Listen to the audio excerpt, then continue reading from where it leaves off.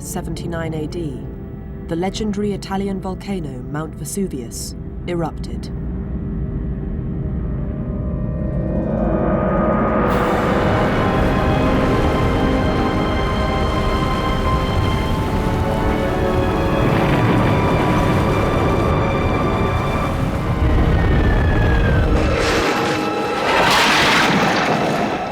It buried the nearby Roman town of Pompeii.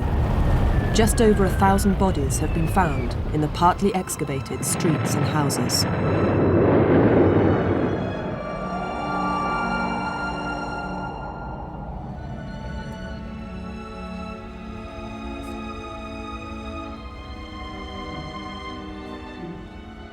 Visitors are still told that the victims were all crushed by a huge deluge of rock.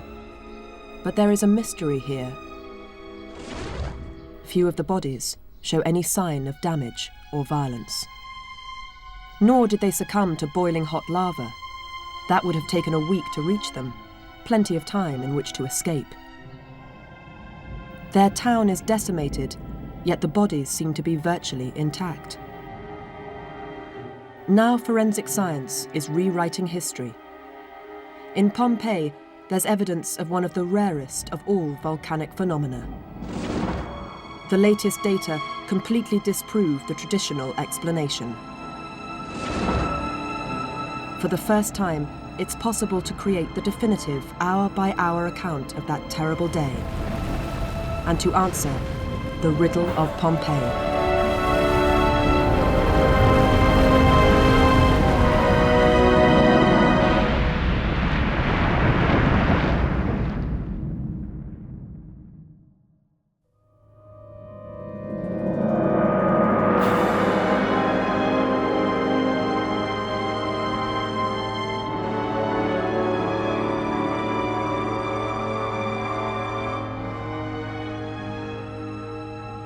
Mount Vesuvius and Old Pompeii are now both engulfed by the urban sprawl of Naples.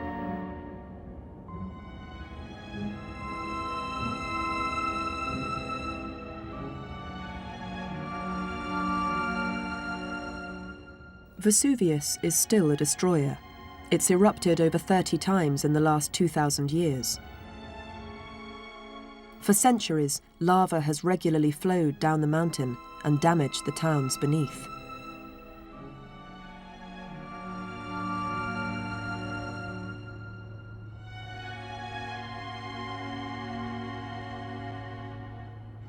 Professor Haraldur Sigurdsson is the foremost authority on Vesuvius.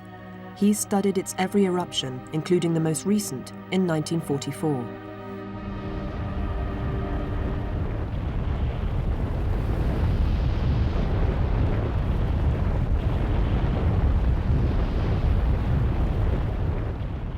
But the new cone of Vesuvius is right behind me here. That's the active cone. It's been built up since the formation of the caldera. And that cone continues to erupt as recently as 1944, when this lava flow came down the slope from the crater and flowed down here, down into the caldera.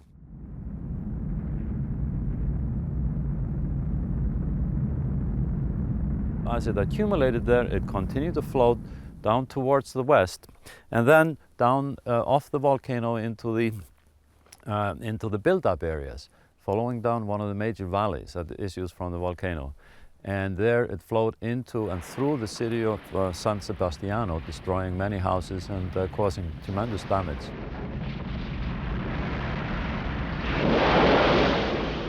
However, while it brought heartache to thousands, only 20 people actually died. It is very rare that people get killed by lava flows because simply you have a lot of time to move out of the way, but you lose your houses, lose your land, lose your fields, and so the destruction is very extensive, but the death toll is almost nil.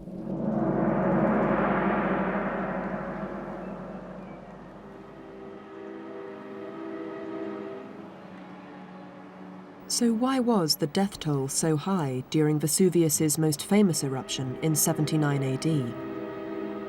It was 1,500 years before someone stumbled on the first clue.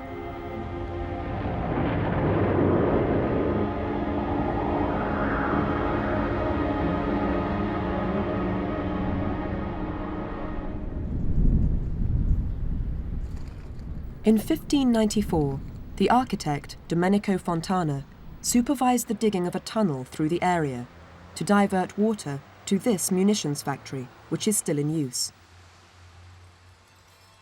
His workmen hit painted walls bearing the inscription Pompeii.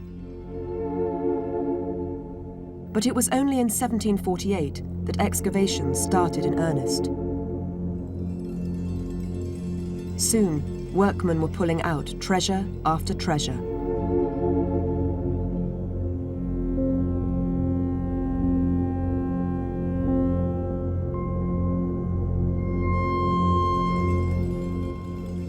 The excavators were surprised at how easy it was to dig. For the volcanic material that covered the town was not rock-hard black lava, but lava smashed into billions of particles of dust and pumice. And buried in it lay the strongest clue to the mystery.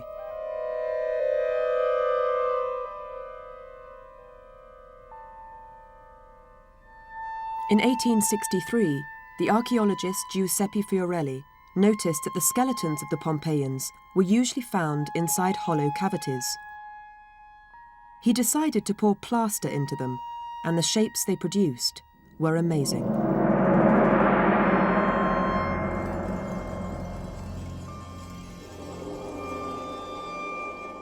Buried under meters of volcanic material, the soft tissues of the bodies had rotted away, leaving only the bones and an exact hollow impression of the corpse.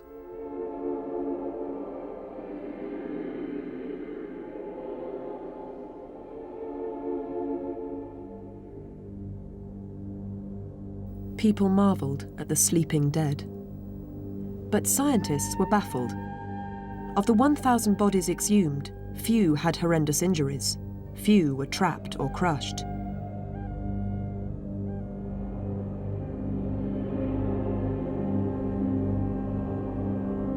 It's only now, with the invention of 3D MRI scanning, that strong clues to the cause of death can be gleaned. At the University of Naples, Professor Francesco Sasso has scanned 5 skeletons found just outside Pompeii during recent road widening. If you look at this skull, there's an anomaly. We found in the left maxillary sinus tubes a big plug of white powdery material. In particular, if you look closely, you can see these white particles here. It looks very like dust. It seems that the victims were exposed to extremely dusty air. But could that really have accounted for so many deaths?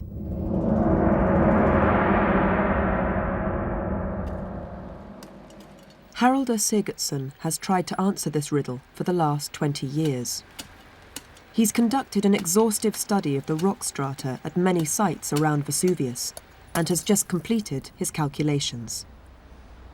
We are here at Oplontis, just to the southwest of the volcano. It's an imperial villa, but it's also a place where we have a complete stratigraphy. All of the layers are represented here at Oplontis from the 79 eruption. Now I'm standing on the Roman soil or surface, ground level, and here's the first pumice fall, represented by this layer. Sigurdsson has established that all of this material fell from the sky like rain. Could the Pompeians simply have been buried alive?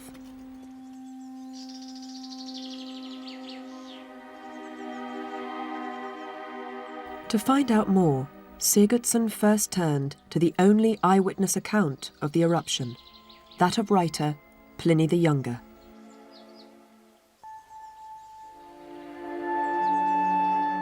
Pliny tells us that he, his mother, and his uncle, Pliny the Elder, were 30 kilometers west of Vesuvius at the port of Misenum.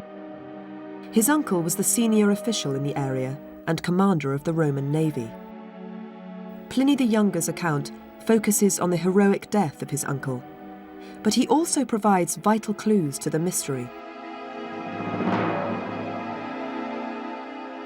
Crucially, he times the start of the eruption at 12 noon.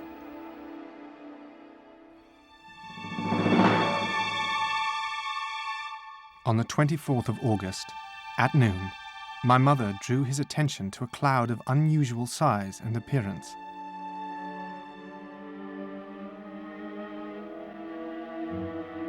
He called for his shoes and climbed up to a place which would give him the best view of the phenomenon.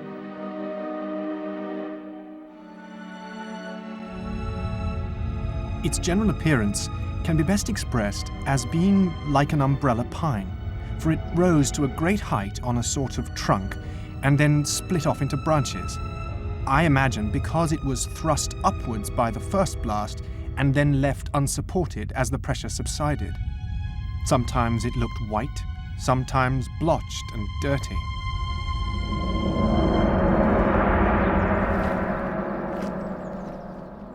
Pliny's description of a column of cloud stretching many kilometres above him has perplexed scientists.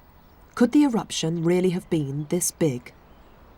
Sigurdsson has measured the total amount of material the volcano dropped in the area and believes that Pliny was absolutely correct.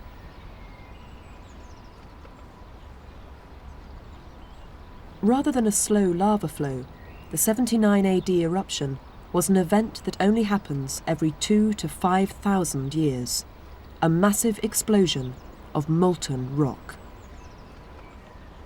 A single volcano has many different styles of eruption, as Vesuvius does. We know that Vesuvius produces lava flows, signifying the presence of magma that is poor in gases. It produces very explosive eruptions, some of the most explosive on Earth, signifying that it also has magmas that are very gas-rich. Under Vesuvius is a magma chamber, an underground tank of molten rock. From the crater above, Sigurdsson has calculated it is 5 kilometres in diameter and 3 kilometres down. As it fills up, it causes earthquakes and heating of the groundwater. The rock above it eventually splits. A fissure appears and a thin column of magma makes its way to the surface. If it leaks out slowly, it results in a lava flow.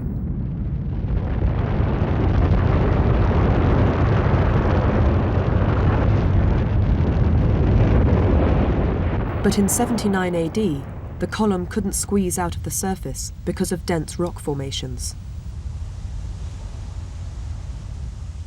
Over hundreds of years, the pressure built up.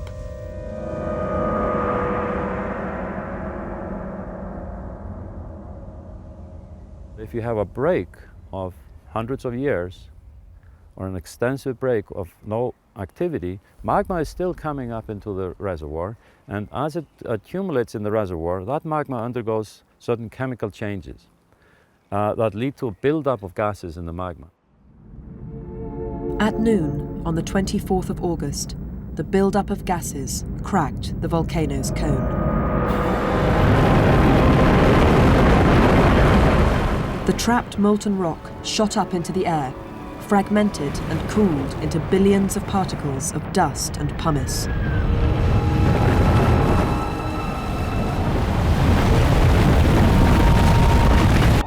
High-altitude winds blew it to the southeast. Within minutes, Pompeii was at the centre of the deluge. But this isn't what killed the victims.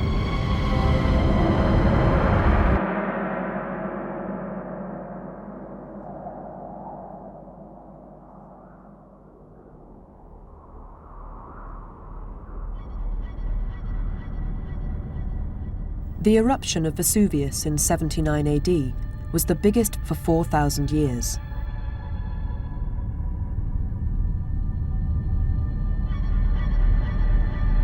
Geological data shows that it ejected 10,000 tons of material every second.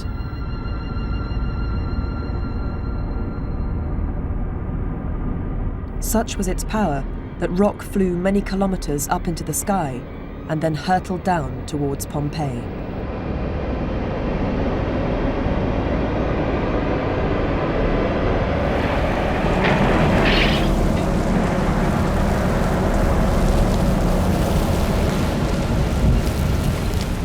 However, Professor Sigurdsson's theory is that most of the population survived the downpour because the material was too light to kill them. When the magma is moving up from great depth, it's subject to great pressure deep in the earth. All the gases are pressed into the magma, into the liquid. But when the liquid moves higher, the gases come out and they form bubbles, and the bubbles get bigger and they get more numerous. And they effervesce, if you like. It forms a foam. The magma turns into foam. The foam is filled with gas cavities that are filled with steam. And that foam is then ejected explosively and breaks up, solidifies in the atmosphere. The magma, or the liquid surrounding the bubbles, forms glass, volcanic glass, and what we end up with is pumice. Very lightweight material, low density, floats on water, but it is rock. It's rock full of bubbles. Indeed, Sigurdsson is able to calculate how quickly the pumice dropped. By comparing the crater size to how far pumice travelled, he can show that it fell at around 20 centimetres an hour. And according to Pliny the Younger, people were able to protect themselves. As a protection against the falling objects, they put pillows on their heads, tied down with cloths. Two writers, 2,000 years apart, show that the population of Pompeii should simply have been able to walk away. So why didn't they all leave?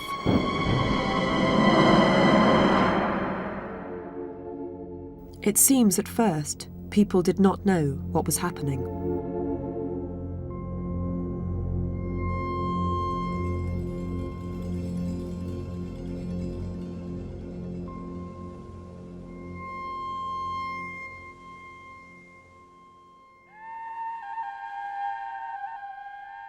Educated Romans certainly knew what volcanoes were. Pliny the Elder wrote about Mount Etna in Sicily and was aware of the existence of lava flows. He would also have read the engineer Vitruvius, who wrote 50 years before him. He believed Vesuvius was a volcano, but that it was dormant and therefore no cause for concern.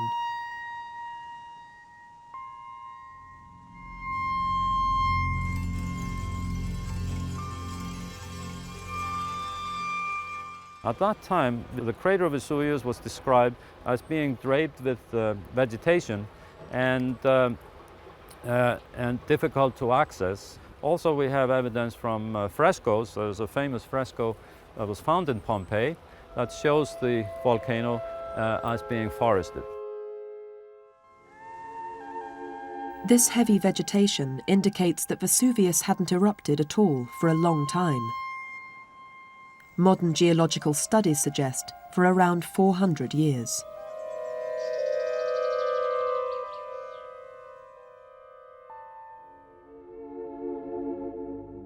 But while they'd never seen or heard of Vesuvius erupting, the Pompeians were no strangers to earthquakes. In 62 AD, one nearly wiped out the town. Historian Ray Lawrence has studied the houses of the town and the surrounding area of Campania. Campania is associated always with earthquakes, so there's a certain amount of, yes, it's Campania, so there are earthquakes. So after the AD 62 earthquake, Seneca would tell us that somebody's mad if they want to give up coming to Pompeii, for instance, because they're frightened of earthquakes. He'd say that's the wrong motive.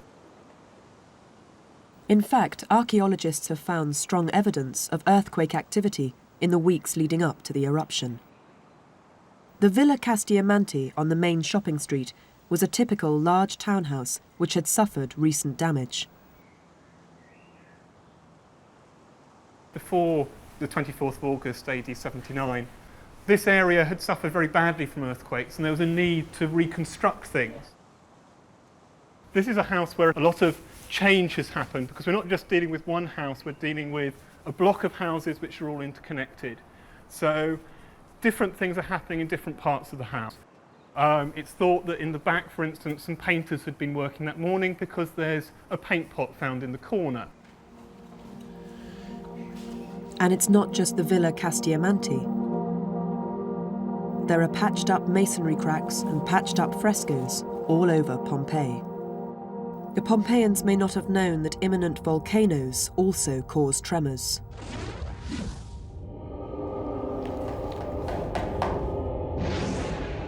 When the huge eruption of rain and pumice started, they must have been scared.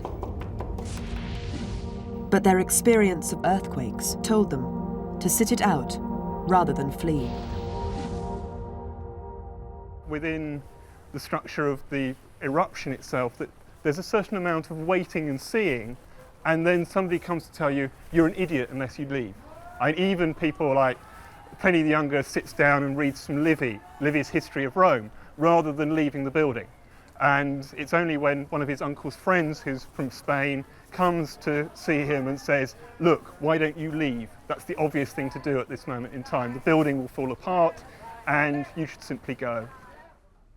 A new mapping study by Professor De Carolis has analysed all the old excavation records. He has plotted what bodies were found where, and it confirms that people did show a degree of hesitation before leaving. What we can say is that the first natural reaction of those who had relatives or friends in the city must have been to go and look for them, as well as to go and look for the most precious objects in their homes in order to take them away. This is now scientifically confirmed, as many human bodies had by them many precious objects.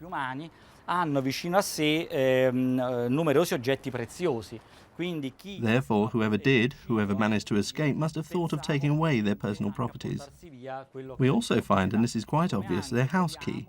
Many bodies were found with the iron house key of their own homes, so those who ran away first locked their houses and then left. We know this for sure.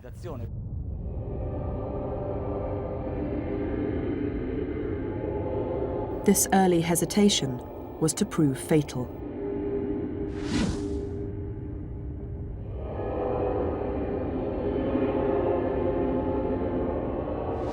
Sigurdsson's calculations show that the rate at which the volcano ejected material actually increased in the first few hours. This pumice fall begins to form probably around noon. And then as you see, it's getting coarser. The coarsening of the pumice fall is due to increased intensity of the eruption. The eruption is getting more violent. There's more energy. There's a higher rate of magma. Initially, the magma was coming out at the rate of about 1 million kilograms per second. Towards the upper part of this layer, we call this the white pumice, towards the upper part of it, it was coming out about 10 million kilograms per second. So there's an increase, tenfold increase in the rate of flow of the magma out of the volcano. This particular stage of the eruption we call the Plinian stage, in honor of the Plinies. The Pliny the Younger was the first one to document and observe this type of activity, and he observed an eruption column that went up to great height in the atmosphere. Actually, we've done some modeling and investigations on this particular deposit and that phase of the eruption, and we know that it started off as about a 17-kilometer high eruption column, and it went up to about 32 kilometers.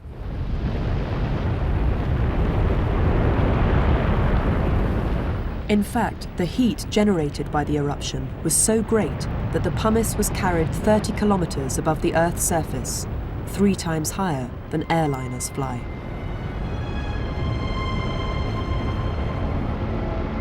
With Pliny providing the start time of noon, Sigurdsson's flow rate data show that by 4 in the afternoon, Pompeii was smothered in a blanket of pumice nearly a metre deep. By this stage, the roofs all over the town were under unbearable pressure.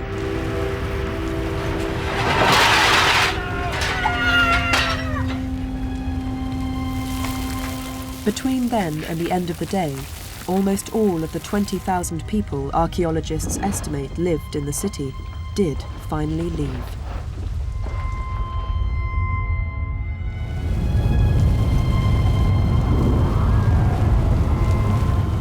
But 1,044 bodies have been recovered within the city walls. Why did they, and perhaps even more, stay? New findings suggest that not everyone may have been able to flee.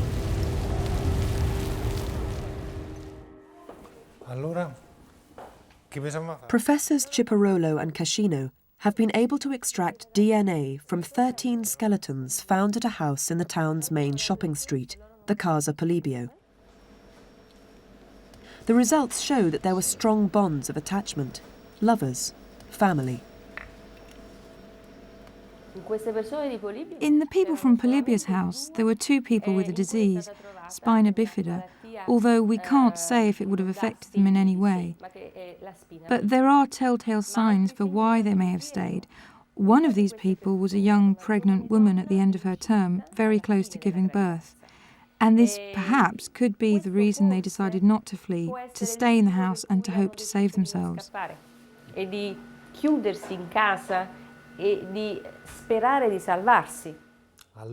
One decides to stay because one lover is sick and they can't flee because they want to remain together. That seems reasonable to me.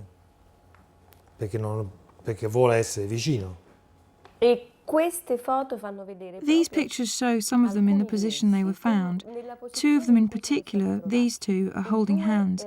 This, of course, suggests a very strong family bond. We think that one of the 2 is a teenager, so he's probably holding his father's hand. In addition to DNA testing, Professor Sasso has found that in the group he has analysed, there was someone who may have been in too much pain to flee. Well, this subject suffered from toothache, a serious toothache in the roots, and he also suffered from an abscess of the maxillary sinus. It's one of those toothaches where half the face is swollen up and in great pain. That's one reason he may have stayed. If there were other reasons, we don't know. But he must have been somebody with a strong resistance to pain. He probably was a soldier or a gladiator. This perfectly healed wound, it's obviously a sword wound, shows he was a fighter, a tough man.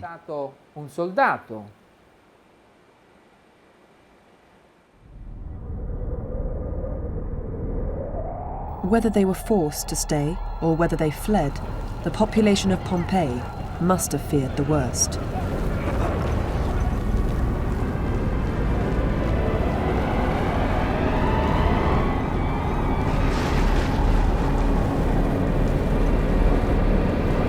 Bizarre weather could only have added to the sense of doom.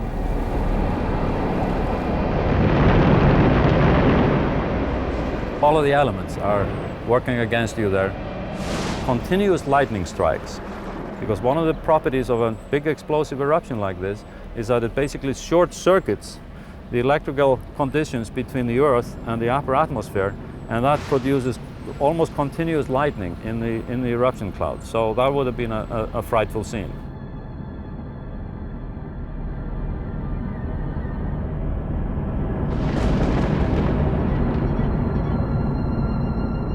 Pliny the Elder's predicament illustrates the growing chaos. He tried to lead the Roman navy to the coast near Pompeii to evacuate refugees, but they were beaten back by huge flows of floating pumice. He eventually landed at Stabiae and took refuge with his friend Pomponianus. But soon the rescuer became a hostage, finding the door of his room blocked by the pumice fall. They debated whether to stay indoors or take their chance in the open, for the buildings were now shaking with violent shocks and seemed to be swaying to and fro as if they were torn from their foundations. Outside, on the other hand, there was the danger of falling pumice stones, even though these were light and porous. However, after comparing the risks, they chose the latter.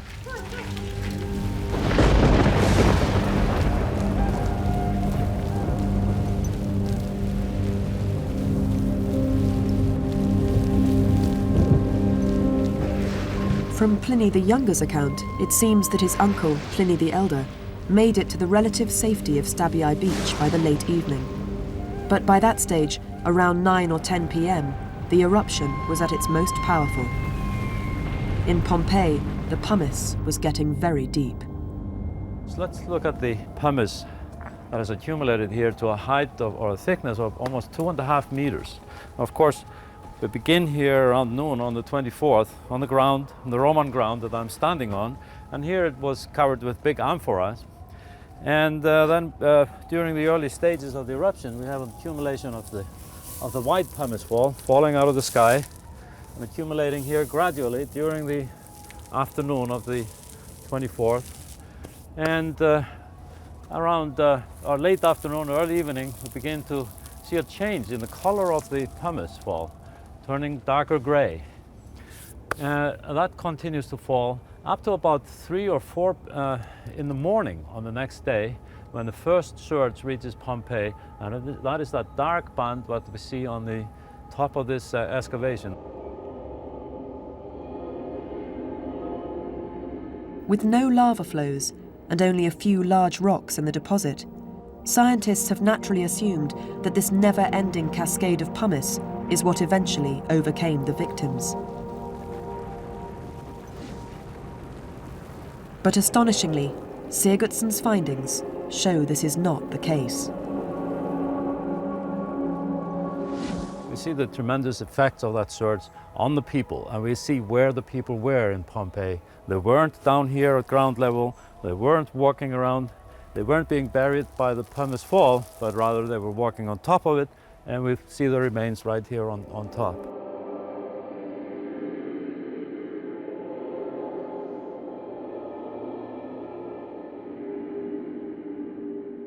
Amazingly, Sigurdsson's theory is that just about everyone survived the constant pumice fall by continuing to walk on top of the ever-growing carpet of rock. Their cause of death was about to arrive.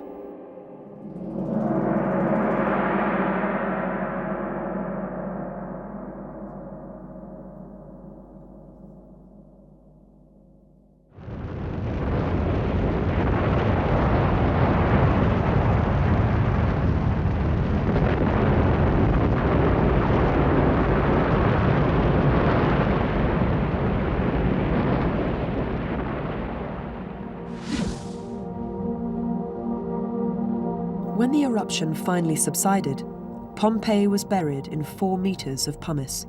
Centuries later, as the excavations commenced, a pattern started to emerge. A few bodies were found deep down, indicating they died early on. They appeared to have been hit by falling masonry. But the vast majority were found much higher up, nearer the surface, indicating they died later. In fact, they were all found at exactly the same level, strongly suggesting they died at virtually the same time, and none of them had any apparent injuries. I think they died for lack of oxygen. By suffocation. By suffocation. One of them had his mouth open. It was shocking because if you look at the excavation pictures, when the skeleton was found, his mouth was wide open for lack of oxygen. Same thing with the horses. Their head was turned. They were on the floor, but their mouth was turned up, so they clearly lacked oxygen.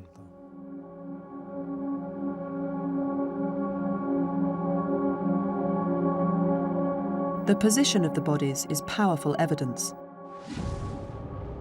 It strongly suggests that the victims died by inhaling something lethal. But what?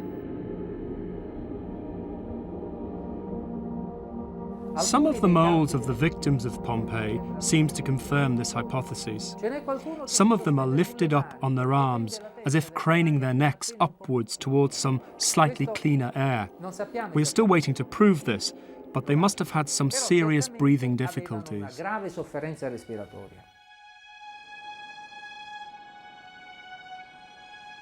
So what could have made the air suddenly so deadly? If breathing dust had been the cause, surely they would all have died at different times because of different lung capacities and hiding places.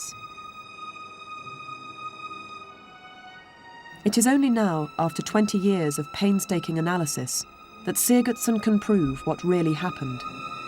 Vesuvius generated what is now known as a pyroclastic surge.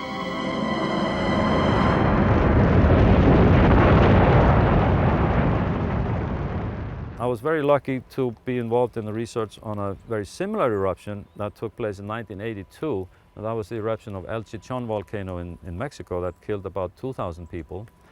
And in that eruption, several surges were produced that were witnessed, and people were killed in those. And I was on the scene there about 2 days after the eruption and was able to study those surges, and they look exactly like these surges. Sigurdsson's identification of surge layers in the rock at Pompeii was the answer scientists had been waiting for.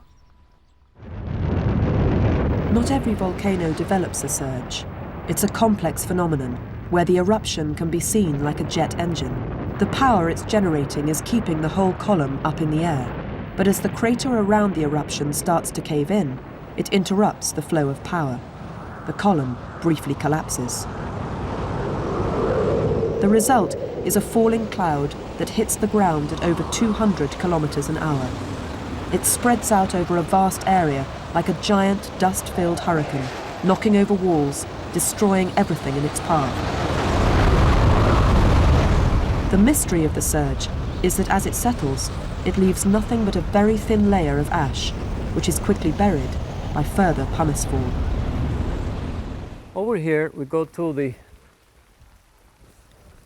wall of the deposit, where we can see the other surges quite clearly.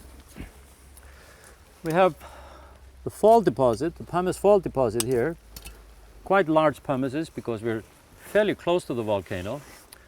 And the first surge forming this thin layer, followed by another stage of fallout. So the first surge represents the first collapse of the eruption column.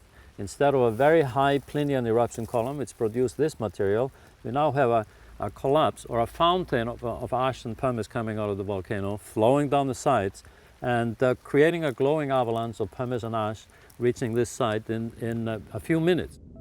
Sigurdsson has calculated that Vesuvius took 20 hours to eject all of its material.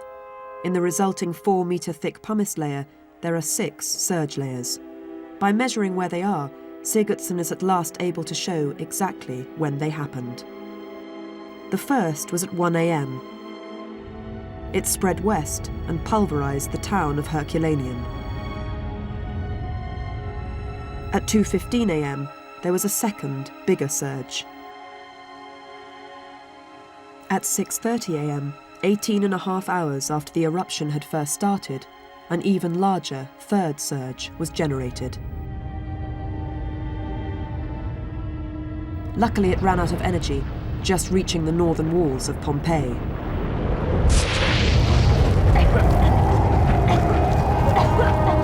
Nevertheless, it must have made the air thick with dust.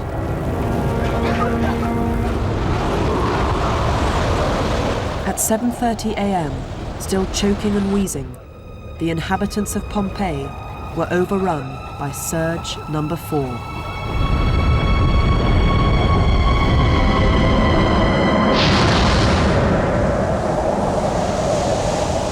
They were slain by an ash and dust-filled wind that swept over them at more than 200 kilometers an hour.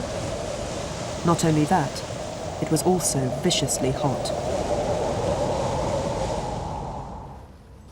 Sort of make our way gently on top of or into the pumice fall. We see that the surge is actually a very thin layer. Surge number 4. It's only about 5 to 10 centimeters in thickness, but this surge and the subsequent surge over here are the deposits that contain all of the human remains, or almost all of the human remains in Pompeii. In addition, they contain building material that was carried along in the surge, and that is now being preserved.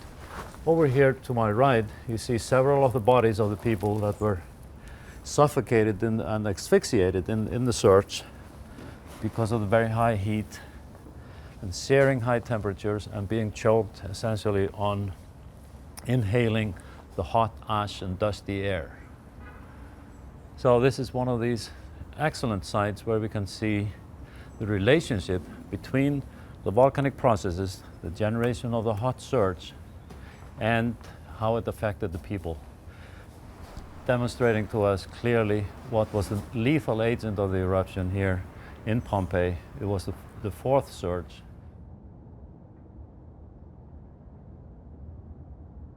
In fact, there is strong evidence that the pyroclastic surge was at least 100 degrees Celsius, hot enough to boil water.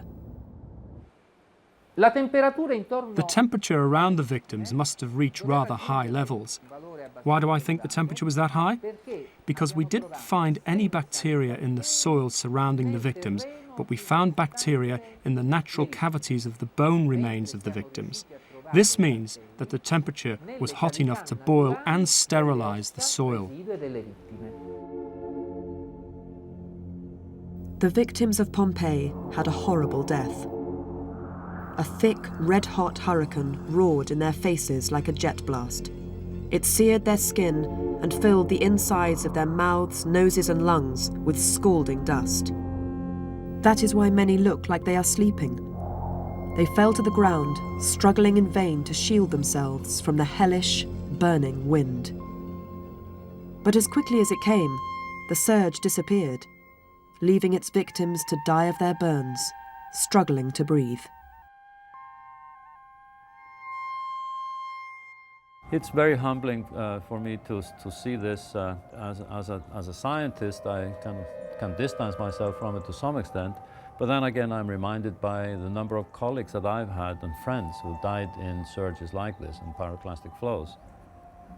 It also reminds me of scenes I saw when I was working in Mexico in 1982, 2 days after the eruption of El Chichon, where 1,800 people were killed in surges of this sort, and I had the unpleasant experience of seeing the bodies interred from that event. So it's a horrible sight.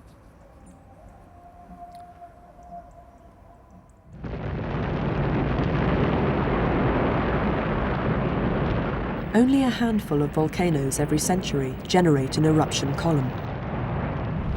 Few of those cause pyroclastic surge clouds. Even fewer are ever captured on film. During the 1997 eruption of Montserrat, a small surge was created. Typically, it was fast, hot, and devastated everything in its path. With little warning, it killed 20 people. This is what killed the people of Pompeii.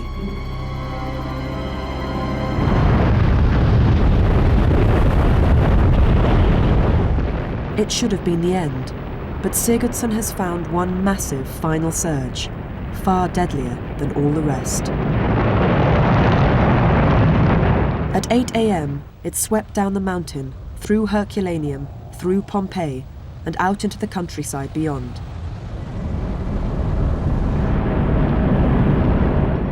Many who had fled the town and thought they had escaped were caught up in Vesuvius's final, deadly breath. In fact, the outer fringes reached the beach at Stabii, where Pliny's uncle was trapped. Again, his account exactly matches Sigurdsson's geological data. The flames and smell of sulphur, which gave warning of the approaching fire, drove the others to take flight and roused him to stand up. He stood and then suddenly collapsed. I imagine because the dense fumes choked his breathing by blocking his windpipe, which was constitutionally weak and narrow and often inflamed.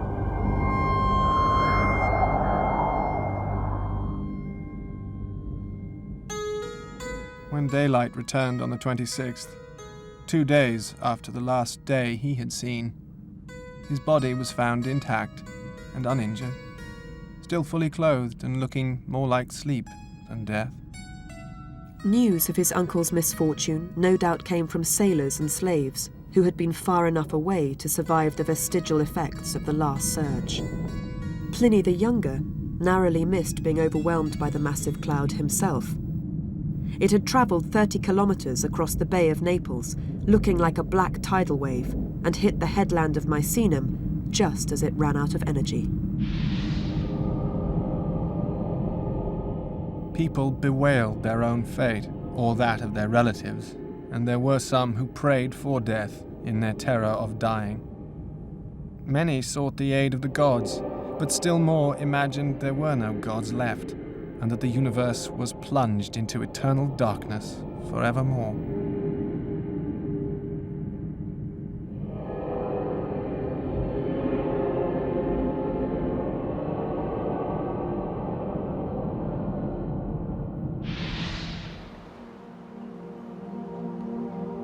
The complete devastation inside Pompeii, but also the horrors found outside its walls, lead to the suspicion that many, many more of the refugees must have died while fleeing on the roads and on the beaches.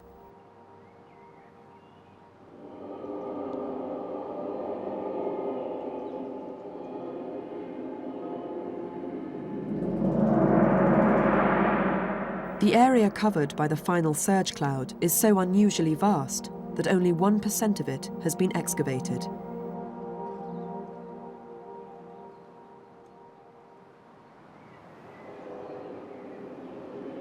In fact, no matter where the archaeologists dig, they always find bodies. To the south of Pompeii, there was the river port, and another chance to escape could be to get to the river port, take a boat and leave. There are excavations there at the end of the 19th century in the actual river port. And now that area, which we call Marigine, is again under excavation by the superintendent of Pompeii, and more than 80 bodies have been recovered. They had jewels on them, which means that they probably had already fled Pompeii or the surrounding area and had taken shelter in that area. This discovery of bodies far outside Pompeii suggests a huge death toll. Sigurdsson's prediction is that although 1,000 have been found, 10 times that died, half the population. 10,000 people failed to escape the final pyroclastic surge.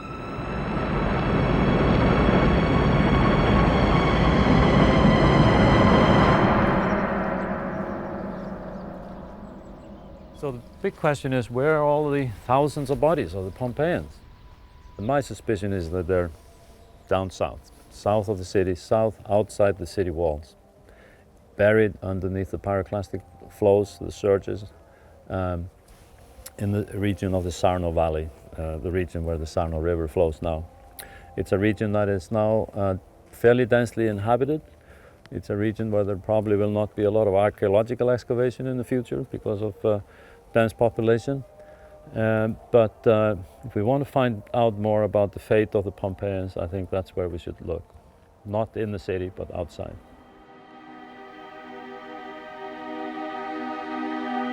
Pliny does not tell us if most Pompeians lived or died. Subsequent Roman writers make little mention of them. It is known that the Emperor Titus spent a fortune in redevelopment aid for the area.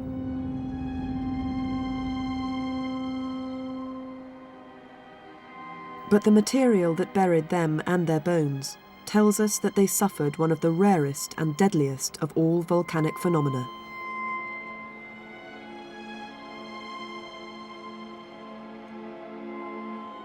A hot pyroclastic surge that choked and burnt them as a result of the collapse of one of the biggest eruption columns of all time. An eruption that few had a hope of surviving.